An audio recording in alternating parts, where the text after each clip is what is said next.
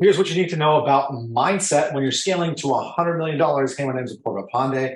I run Focus Founder, which sets up masterminds for founders that want to grow to $2 million, $20 million, or $100 million in revenue. Now, mindset, absolutely critical when you're growing your business. And your mindset is really how you set your mind to a goal and not get distracted as you move towards it. Okay, it's absolutely necessary for you to have this skill. You probably already have it, but we can hone it and increase it and sharpen it. So that way it gets easier and easier as you grow older and older and better, managing more and more money and helping other people manage their mindsets as well. So how do we do this? Here's some nuances of mindset. There's 6 on the board here. There's many more, but these are 6 that are critical that I see every day. So the first one is internal versus external. Some people think almost like internally inside their minds, and they're kind of machinating through what happens. They're figuring out the world from an internal point of view. Now, there's a couple things wrong with that. One is when people go internal, they really reference a physics engine. Physics engines are great for physics problems, but not necessarily when you're growing and scaling your business, because physics is based on evidence. And a lot of the things that you're going to experience, you have no evidence or experience of it yet, right? So you have no way to extrapolate where you're going to get to. And so this figuring out, this internal processing thing that people do, it actually only serves to create a world within which they're familiar. Okay, so we want to make sure you go do the opposite, which is the external processing, which is taking in information from the world, processing your emotions about how you feel about it, and spitting out actions, activities, statements, maybe beliefs that you need to start believing to be able to get to that next level. Okay, that's the little bit of a distinction there between internal versus external. How you approach a goal is absolutely important to go external, not internal. Number 2 is peripheral versus foveal. Okay, this is the types of vision. Peripheral vision is out here. You're taking in all of your surroundings. Foveal vision is right here, and you're focusing directly in one place. Now, when you have foveal vision, it's a little bit like tunnel vision. Okay, you can't really see what's outside. It's really great for getting something done immediately in front of you, but when you're not aware of what's happening outside, people get very rigid and they get tense and they kind of tense up their bodies. And then as they tense up their bodies, it accumulates carbon dioxide, and that causes stress. Okay, so foveal is really good for short periods of time. You need to go into this peripheral state where you're able to do both, actually, peripheral and foveal at the same time. And that's your sense of pure awareness when you're actually able to access a lot more information, process a lot more information at the same time, but also you're relaxing. Peripheral vision requires relaxation. And so some people will say, hey, like look in the corners of your eyes to activate that peripheral vision so you're not foveally going underwater all the time when you're working and just get stuck. And we notice this happening a lot of times with founders because being foveal works until it doesn't. You can go underwater, hold your breath for so long, but then you got to come back up. And if you don't get enough oxygen when you're up there, you're going to get a little bit of damage in you. You want to make sure that's not happening. When you set your mind to something, you have that mindset, then you need to be making sure you're using both peripheral and foveal vision, getting information from everywhere and action at the same time. Okay, next nuance of mindset, being committed or being ambitious. Ambitious people are great, but a lot of them end up verbally processing their desires and outcomes. And the brain does something weird where it starts releasing dopamine, these happy chemicals, when you start talking about something versus doing the thing, and it prevents them from doing it. What a committed founder does instead is puts things in place to make sure that things happen. They don't talk about things, they do things. They also take care of the vehicles that will get them there. They take care of themselves.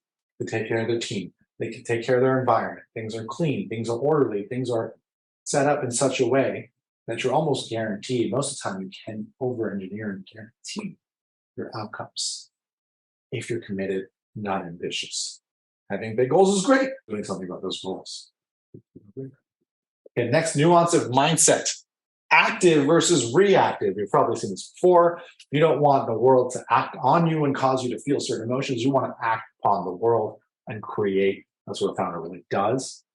Now, how do you get out of a reactive state of mind? Well, a lot of it's physiology. There's a lot of patterns that people have, especially if you're in that foveal state of mind where used to tensing. Some people's bodies are just tense in a certain way, and you'll see when they start relaxing, their facial structures and body structure will actually change. They'll stay a little taller, they'll feel a little bit better, they'll talk a little slower, they'll act a little different. We want to make sure that we're in this active state of mind so we can act upon the world, right? So this is a tough one because most of the time, if people are reactive, they usually don't realize it. It's they're not aware that they're being reactive, and they kind of end up in this victim, persecutor, or hero mindset where they're reacting to certain things and they're applying what's called the drama triangle. Those three things: victim, hero, and persecutor, to those outcomes, and they're in this reactive state of just, hey, we're moving, we're moving, we're moving, we're moving. And I'll take that breath to kind of slow down to get to that next level, which is action. What do you want to happen? What do you make happen? What happens no matter what? What do you want to feel when things go a certain way? What do you want to feel even if things don't go the way you want them to? Acting upon the world, deciding, absolutely changes your ability to get to a certain goal. Next, nuance. Worldly versus self.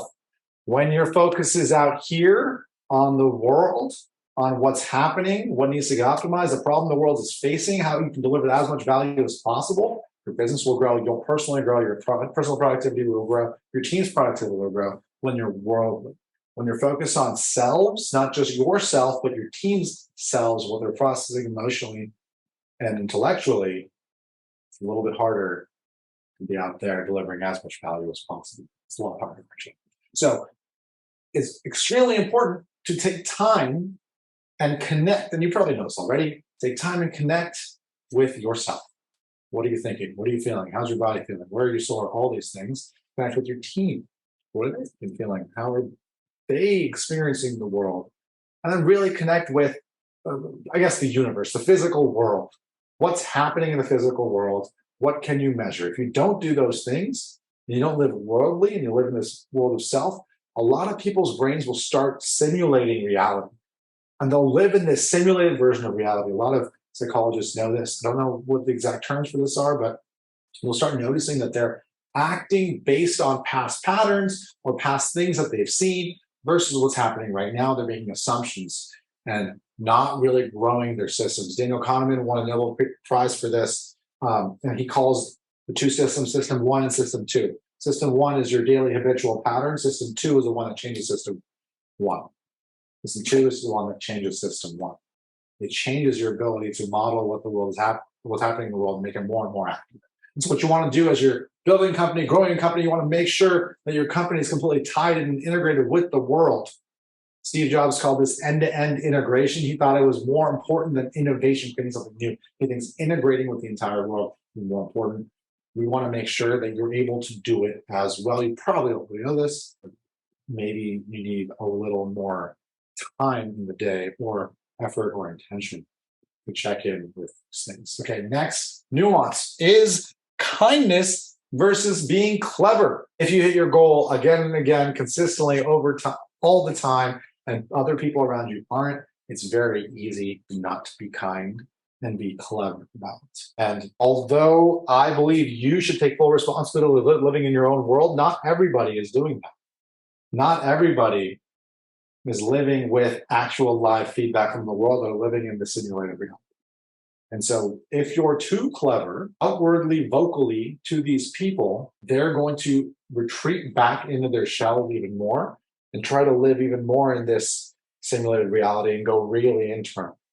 So being kind as you hit your goals consistently and grow allows other people to get out of those shells. And I don't know if that's your team. I don't know if that's your immediate family or friends, maybe people that you meet during hobbies. It's extremely important to be clever to help them lift out of that so that way they can hit their goals and have the right mindset when they set their mind to something to be able to not just get somewhere, but get there faster, just like you were and just like you'll continue to do. And so these are 6 nuances on mindset. I hope it makes sense. Ask any and all questions in the comments below if it didn't, or you have a question about something that you've noticed in your life, a nuance you've noticed in your life, you want to bring it up, feel free to comment below, whether on YouTube, LinkedIn, school, wherever you are watching this video.